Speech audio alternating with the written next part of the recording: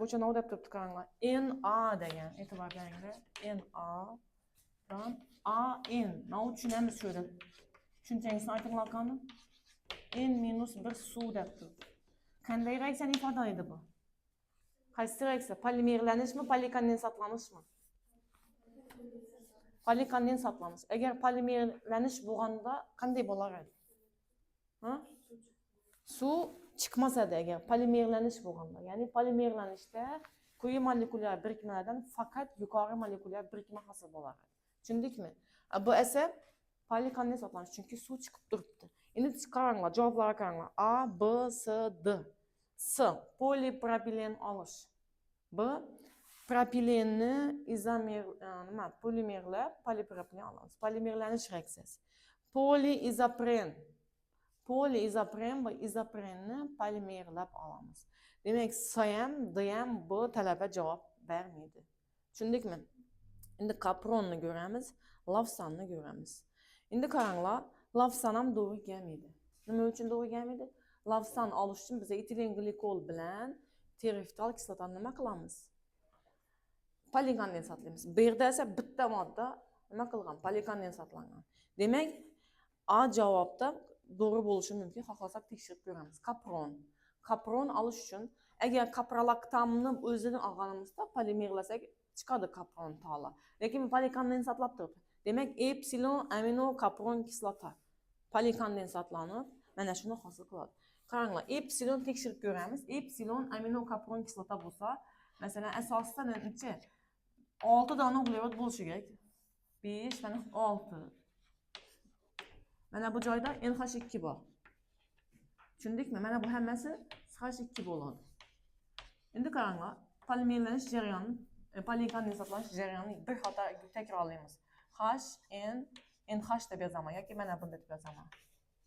Mana. SH2 dan necha dona bor? 5 dona bor. Ixchamlashim mumkin va mana. Xohlasak buni ham ochamiz, bu qismini ham ochamiz. Ochamiz desak, mana. Tushundikmi? Mana shu joydan suv chiqib ketib, nima hosil bo'ladi? Polikondensatlanadi va mana buni bir vodorodni, mana bir vodorod chiqadi va mana bu OH chiqadi.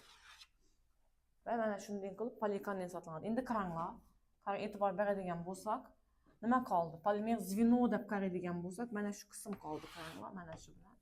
Mana shuni ko'rdingmi? Mana shu oraliq takrorlanadi. Tushundingmi? Kapron tolada.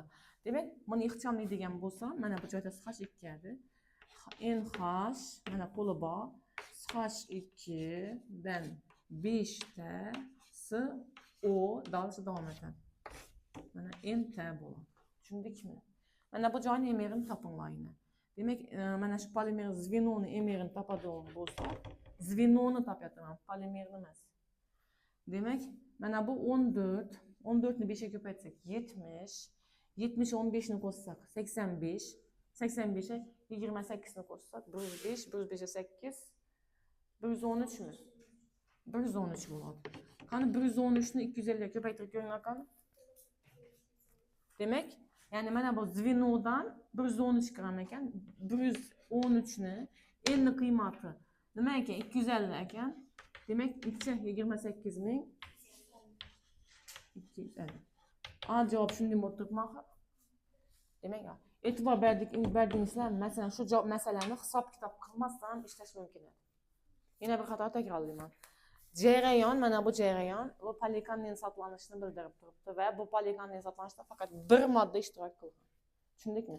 Lavsan tolasi polikondensatlanib hosil bo'ladi, lekin unda etilen glikol bilan teriftal kislota, ya'ni ikkita modda qatnashadi.